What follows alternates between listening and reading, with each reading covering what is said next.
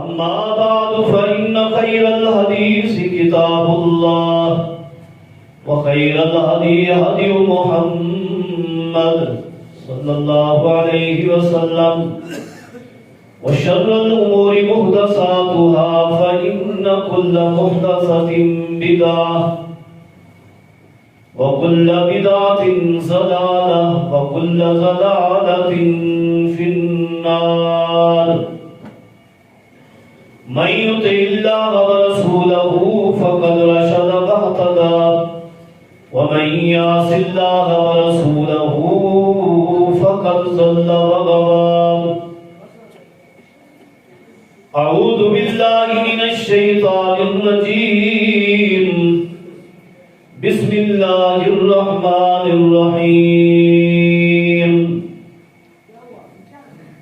يا أيها الذين آمنوا كتب عليكم الصيام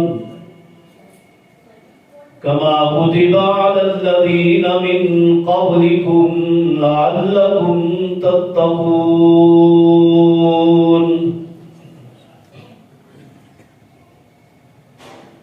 مختصر حمد و ثنا اور درود و سلام کے بعد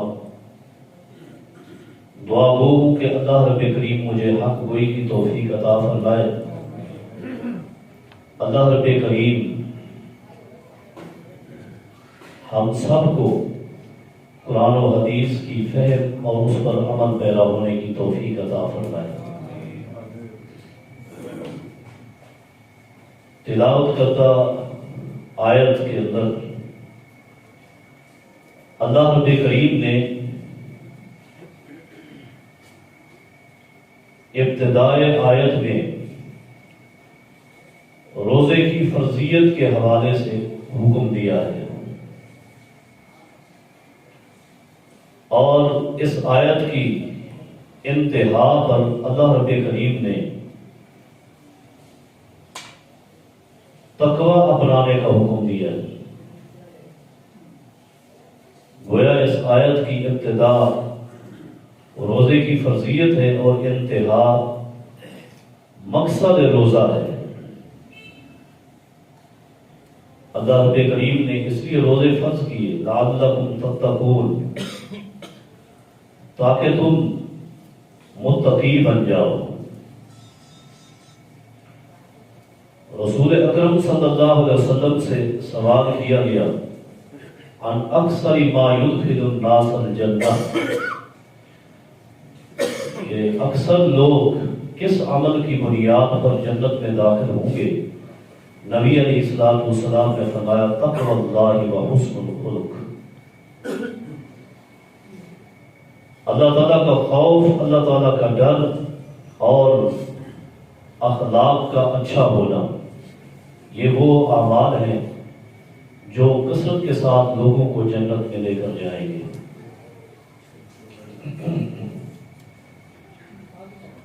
اللہ رب کریم کا ایک اور ارشاد ہے وَالْآخِرَةُ خَيْرٌ لِمَنِ اتَّقَىٰ، آخرت کا گھر ہر اس شخص کے لیے بہترین ہے جس نے تقوی اختیار کیا. مقصد روزہ اللہ رب کریم نے ایسی چیز کو رکھا ہے جس کے ذریعے ہم اپنے ماہ رمضان کے حوالے سے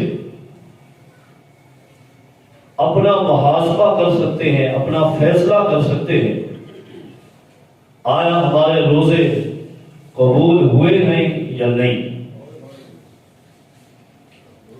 تقوی انسان کے دل کے اندر ایک فیصل ہے.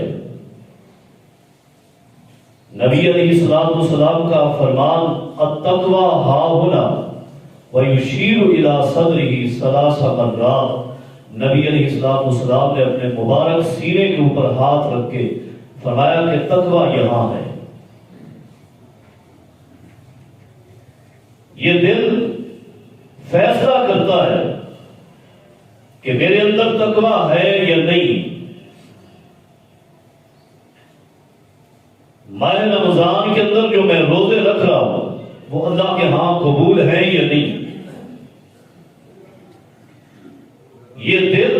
انسان کے تمام اعضاء کا سردار ہے، ہر قسم کا فیصلہ یہی کرتا ہے، برائی کا بھی اچھائی کا بھی۔ آپ راہ چل رہے ہیں، کوئی ایسی چیز سامنے آئی جسے دیکھنا شریعت نے حرام قرار دی ہے، اب یہ دل اگر آپ کو اور مجھے منع کر دیتا ہے، روک دیتا ہے، اور ہم اس غلطی سے بچ جاتے ہیں، گویا ہمارے دل میں تقویٰ ہے۔ اگر اس دل نے اس غلطی سے، برائی سے ہمیں منع نہیں کیا اور وہ غلطی کر دی، معلوم ہوا دل میں تقویٰ نہیں، یہ دل تقویٰ سے خالی ہے۔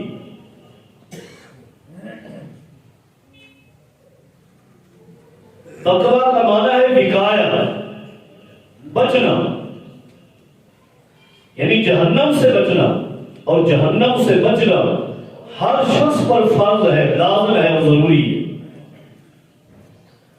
اور جہنم میں جانے کے لیے گناہوں کے انبار کا ہونا لازمی نہیں ہے، ایک گناہ بھی انسان کو جہنم کا لقمہ بنا سکتا ہے، ایک گناہ کے ذریعے جہنم میں جا سکتا ہے۔ اس لیے تقویٰ کی علامات اور تقویٰ کی شناخت اور پہچان علماء کرام نے 3 امور پر رکھی۔ نمبر 1، تقویٰ کی پہچان یہ ہے کہ اپنے آپ کو گناہوں سے بچائیں، گناہوں سے بچائیں۔ اب یہ ہر شخص اپنا فیصلہ کر سکتا ہے کہ میں اپنے آپ کو گناہوں سے بچاتا ہوں یا نہیں بچاتا۔ امیر المؤمنین سیدنا عمر بن خطاب رضی اللہ تعالیٰ عنہ نے ایک مرتبہ سیدنا ابی بن کعب رضی اللہ عنہ سے پوچھا تھا، مت تقویٰ، اے ابی تقویٰ کس کو کہتے ہیں؟ تقویٰ کی کیا شناخت ہے، کیا پہچان ہے؟ سیدنا ابی فرمانے لگے، حل اخذت طریقا ذا شوک، اے عمر کبھی ایسے راستے سے گزر ہوا ہو جس کے دونوں طرف خاردار کانٹے دار جھاڑیاں ہوں، ایسا گزر ہوا؟ فرمانے لگے جی ہاں، بارہا گزر ہوا۔ کیسے گزرتے؟ فرمایا اپنے کپڑوں کو سمیٹ دیتا ہوں، جسم کو سمیٹ دیتا ہوں، کہیں سے کوئی کانٹا، کوئی خار کپڑے کو داغدار نہ کرتے، جسم کو داغدار اور زخمی نہ کرتے، بچ بچا کر گزر جاتا ہوں۔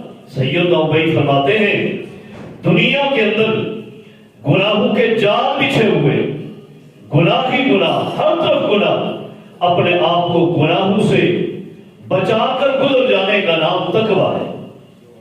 شیطان نے جو ہمارا بڑا کھلا اور واضح دشمن ہے، اس نے اس دنیا کے اندر گناہوں کے جال بچھائے، جال بچھائے، اور تکبرن اللہ رب کریم کے سامنے اس نے کہا ثم لآتینہم من بین ایدیہم، اے اللہ میں تیرے بندوں کے سامنے سے آؤں گا، کبھی مال و دولت بن کر، کبھی غیر محرم کی شکل میں، کبھی کس شکل میں سامنے آؤں گا، ومن خلفہم ان کے پیچھے سے آوازیں لگاؤں گا، عن یمینی وعن ایمانہم دائیں سے آؤں گا، عن شمائلہم بائیں سے آؤں گا، کوشش کروں گا، ولا تجد اکثرہم شاکرین، اے اللہ تیرے اکثر بندے میری پیروی کریں گے، تیرا شکر نہیں ادا کریں گے۔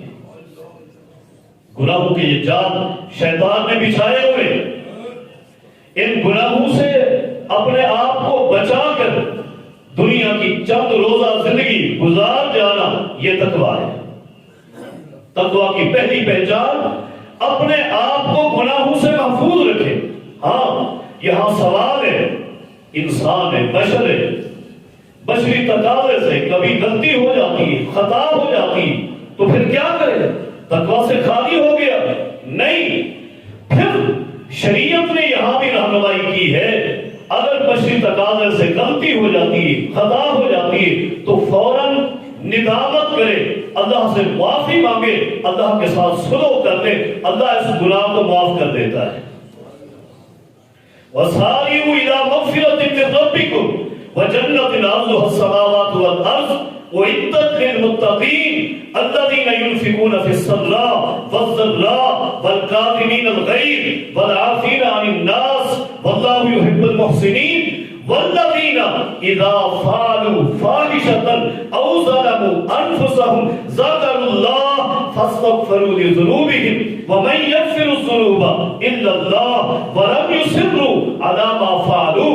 جب بھی ان سے کوئی بے حیائی ہو جاتی ہے، اپنی جان پہ ظلم ہو جاتا ہے، گناہ ہو جاتا ہے، ذکر اللہ، رب کی یاد آتی ہے، فاستغفروا لذنوبهم، گناہوں کی معافی مانگتے ہیں، ولم یصروا علی ما فعلوا، ان گناہوں پر اصرار نہیں کرتے، بار بار گناہ نہیں کرتے، ندامت کر کے اللہ سے صلح کر دیتے۔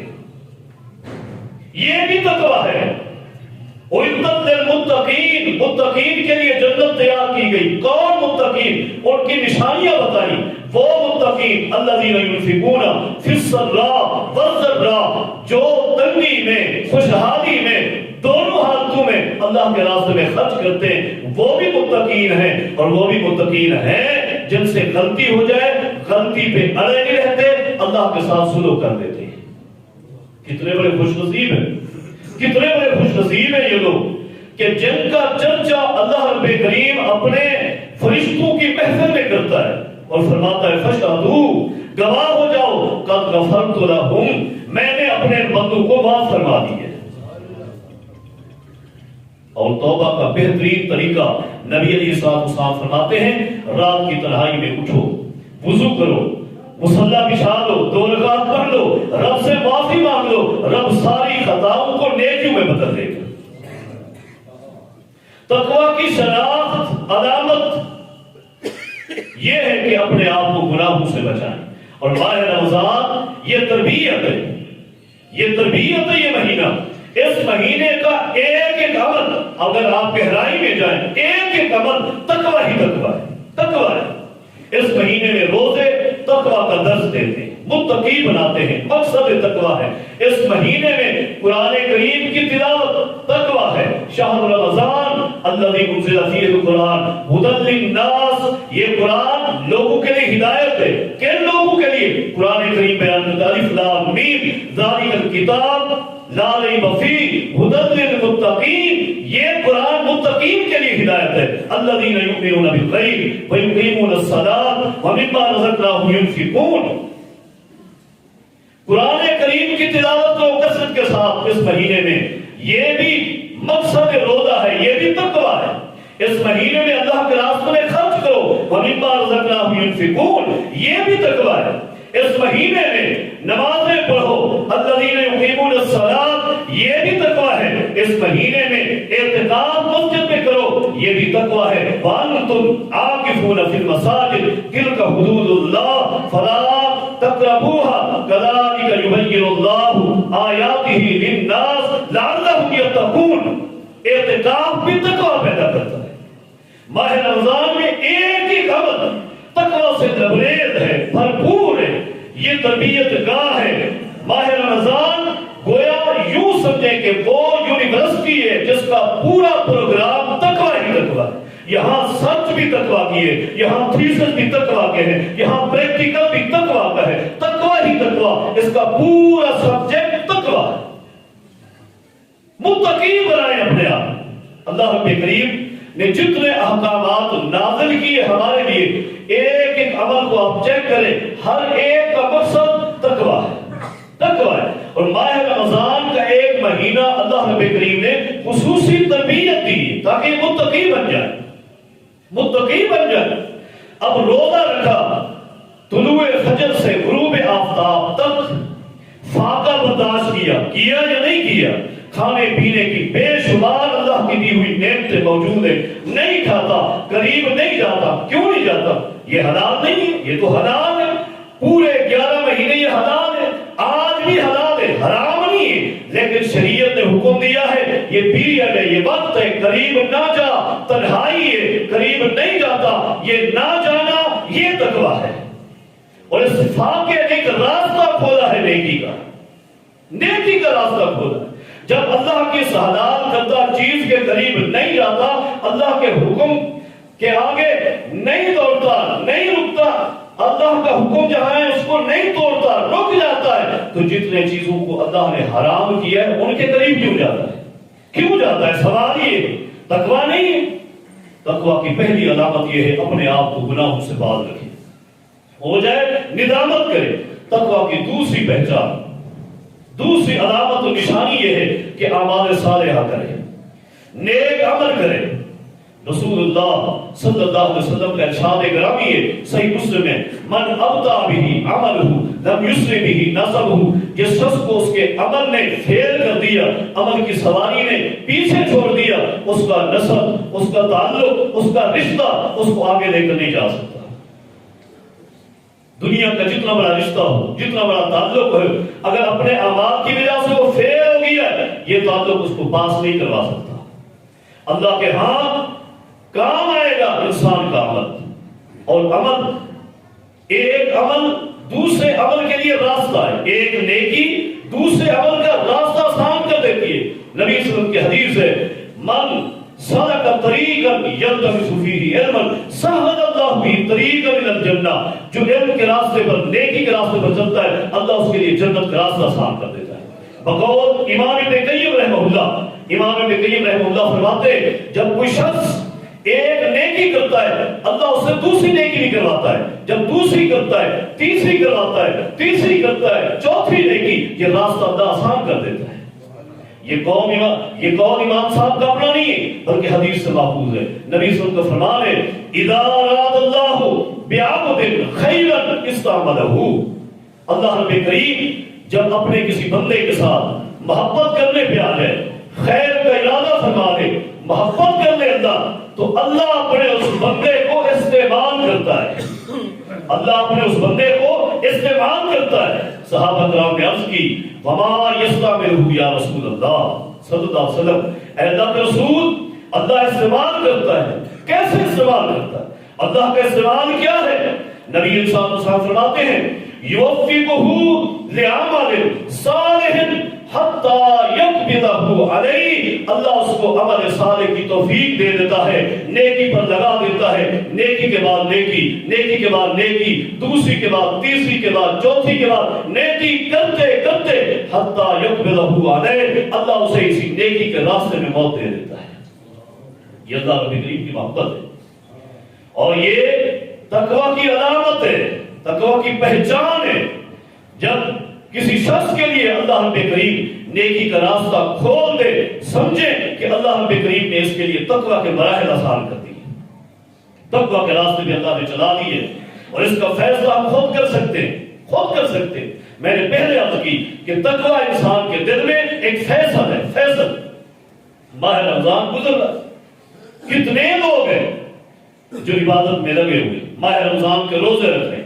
اب ہر شخص اپنا فیصلہ کرے گا کہ ماہ رمضان میں میں نے روزے رکھے، ماہ رمضان میں میں نے نمازیں پڑھی، ماہ رمضان چلا گیا، روزے تو ختم ہو گئے، ٹھیک ہے، نمازیں ختم نہیں ہوئی، اب دیکھنا یہ ہے کہ اب یہ نمازیں پڑھتا ہے یا نہیں پڑھتا۔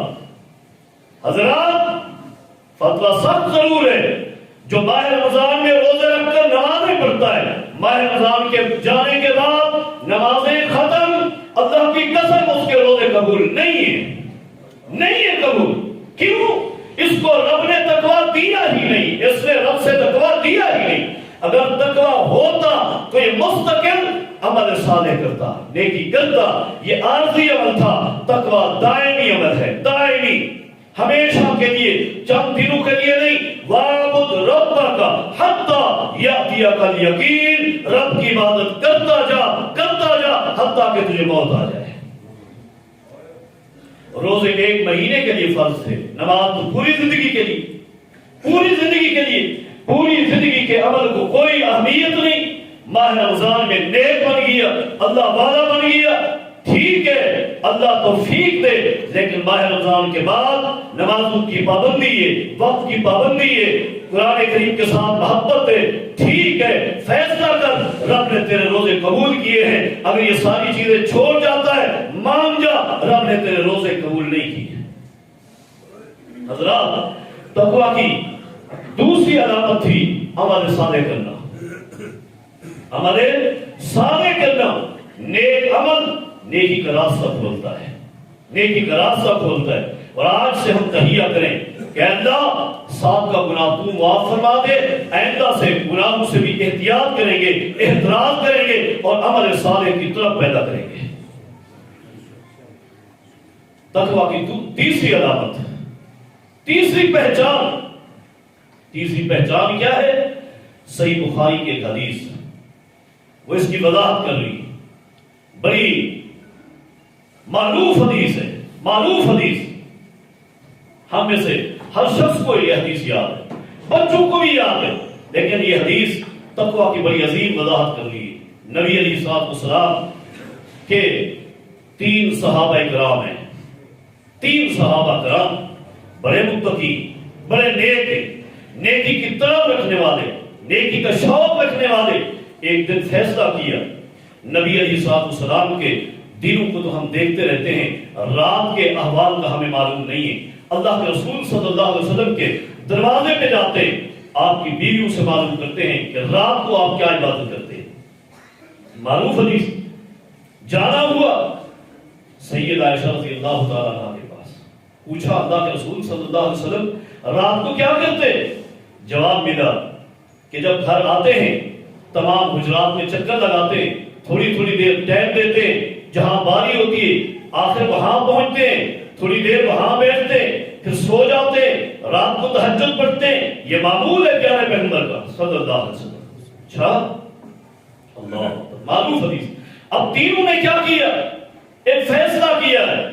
ایک نے کہا کہ میں پوری رات تہجد پڑھوں گا، پوری رات 1 منٹ بھی سکون نہیں کروں گا۔ دوسرے نے کیا کہا؟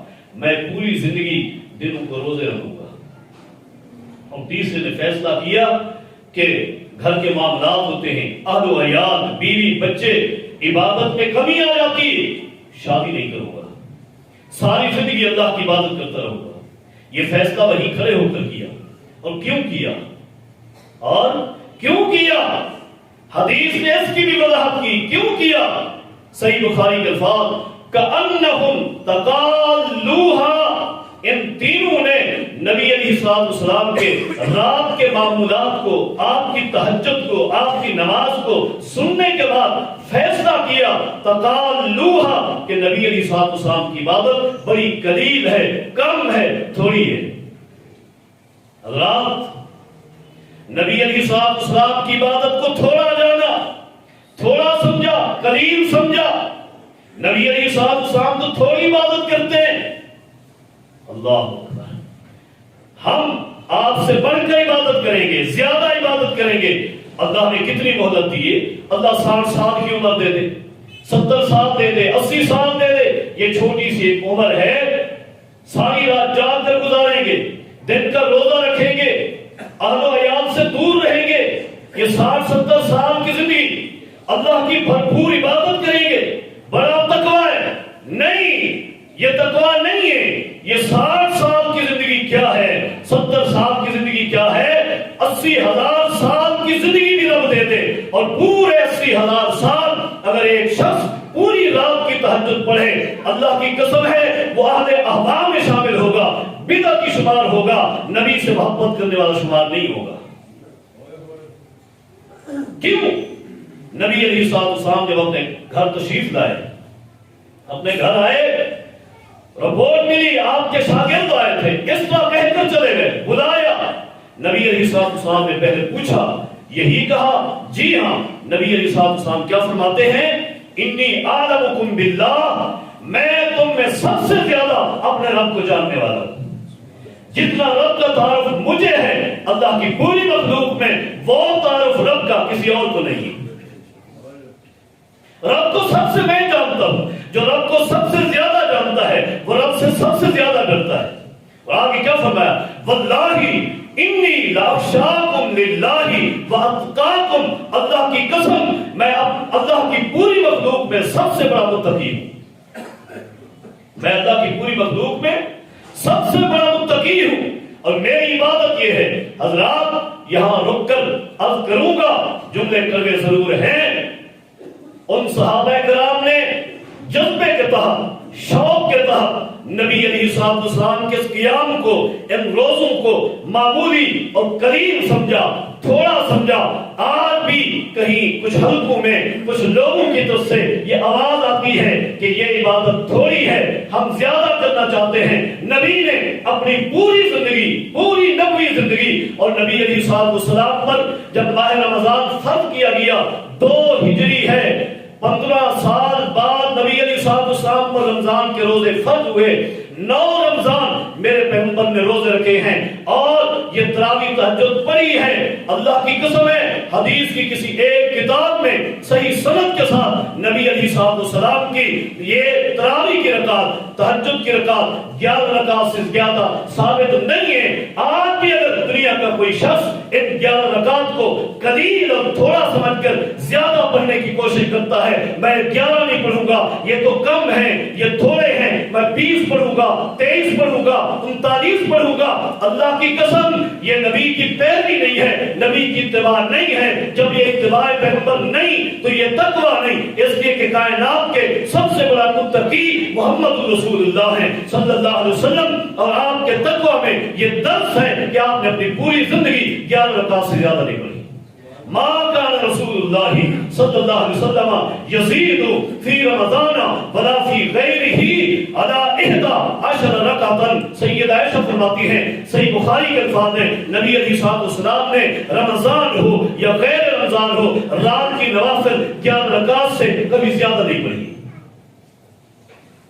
نبی کے عمل کو حقیر اور قلیل سمجھتے ہو،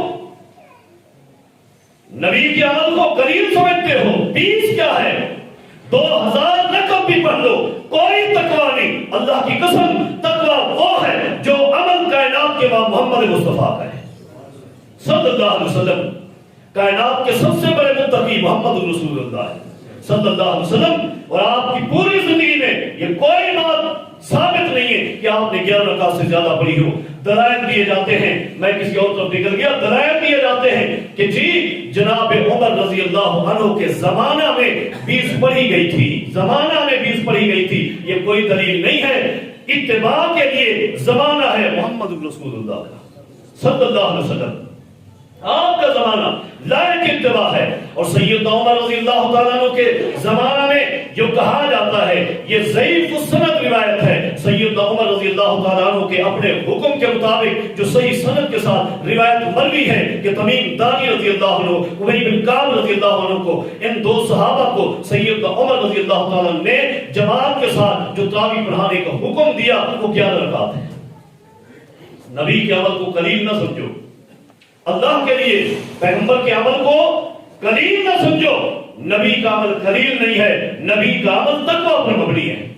سیدنا سلمان فارسی رضی اللہ عنہ فرمایا کرتے تھے، لوگوں اگر ایک شخص پیدا ہونے کے بعد ہوش سنبھالتے ہی بیت اللہ میں آ جائے، حجر اسود کے قریب بیٹھ جائے، نوافل پڑھے، روزے رکھے، زمزم پیتا رہے، اور جب بھی موقع ملے حجر اسود کو بوسہ دے، ساری زندگی بیت اللہ سے باہر نہ جائے، اللہ لمبی عمر دے، لمبی مہلت دے، عبادت کرتا رہے، جب کل قیامت کے دن ہوگا تو اس شخص کو اللہ رب کریم اہل سنت کے جھنڈے کے نیچے کھڑا نہیں کرے گا، اللہ اس شخص کو اہل بدعت کے جھنڈے کے نیچے کھڑا کرے گا، اس لیے کہ اس نے ساری زندگی میرے پیغمبر کی مخالفت کی ہے۔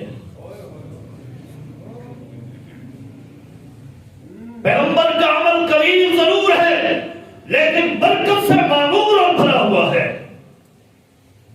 من توضا کما امر وصلی کما امر غفر له ما تقدم من ذنبہ۔ پیغمبر فرماتے ہیں جس نے میرے طریقے پر ایک وضو کیا اور 2 رکعت میرے طریقے پر پڑھ لی، رب اس کے پچھلے سارے گناہ معاف کر دیتا ہے۔ یہ سنت میں برکت ہے۔ حضرات سنت کی طرف آئیے تو تقویٰ کی تیسری علامت نبی علیہ السلام کی سنت کی مطابقت ہے۔ اپنے ایک ایک عمل کو، وہ عمل روزہ ہو، وہ عمل تراوی ہو، وہ عمل تلاوت قرآن ہو، وہ عمل صدقہ و خیرات ہو، نوافل ہو، اعتکاف ہو، ایک ایک عمل کو جناب محمد رسول اللہ صلی اللہ علیہ وسلم کی سیرت کے مطابق کرتے جاؤ، رب تقوی بھی پیدا کر دے گا، رب نیکیوں کو مقبول بھی کر دے گا، اور وہ نیکیاں قبول ہیں جو پیغمبر کے طریقے پر ہیں، وہ نیکی کبھی قبول نہیں جو میرے پیغمبر کے طریقے پر نہیں ہے، اس لیے کہ اس میں تقوی نہیں ہے، اللہ کا خوف، اللہ کا ڈر نہیں ہے۔ حضرات، تقوی کی 3 علامتیں، یہ 3 امور، ان کے ذریعے اپنا محاسبہ کریں، اپنے اعمال کا جائزہ لیں۔ نمبر 1، گناہوں سے اپنے آپ کو دور رکھیں، گناہ ہو جائے تو توبہ کریں، اور نمبر 2، اعمال صالحہ کریں، نیک عمل کریں، اور نمبر 3، اپنے ہر عمل میں مطابقت پیدا کریں جناب محمد رسول اللہ صلی اللہ علیہ وسلم۔ ایک ایک عمل کو نبی علیہ السلام کے طریقے کے اوپر گزاریں، آپ کے طریقے پر عمل ہونا چاہیے۔ نبی علیہ السلام کے طریقے سے ہٹ گئے، گمراہی ہی گمراہی۔ حضرات، وقت ہو چلا ہے، تقوی کے فوائد بڑے کثیر ہیں۔ اللہ تعالیٰ کا ارشاد ہے، من یتق اللہ یجعل لہ مخرجا ویرزقہ من حیث لا یحتسب، جو تقوی اختیار کرے اللہ اس کے لیے مخرج نکالتا ہے، اس کے لیے آسانیاں پیدا کرتا ہے۔ انما العسر یسرا، ایک تنگی آئے رب 20 آسانیاں کرتا ہے، 20 آسانیاں کرتا ہے۔ ایک طویل حدیث کی طرف اشارہ کر کے بات کو ختم کرتا ہوں۔ نبی علیہ السلام نے اپنے مبارک زمانہ میں ایک جنگی محاذ پر سیدنا ابو عبیدہ بن جراح رضی اللہ تعالیٰ عنہ کو کمان دے کر، قیادت دے کر بھیجا۔ میدان جہاد کی طرف گئے، صحابہ کرام زیادہ سفر، کھانا پینا ختم ہو گیا۔ حدیث کے الفاظ ہیں، ایسا موقع آیا کہ ابو عبیدہ بن جراح رضی اللہ تعالیٰ عنہ روزانہ کی بنیاد پر ایک ایک مجاہد کو ایک ایک کھجور دیا کرتے تھے۔ تقوی کی کیا انتہا ہے، انتہا۔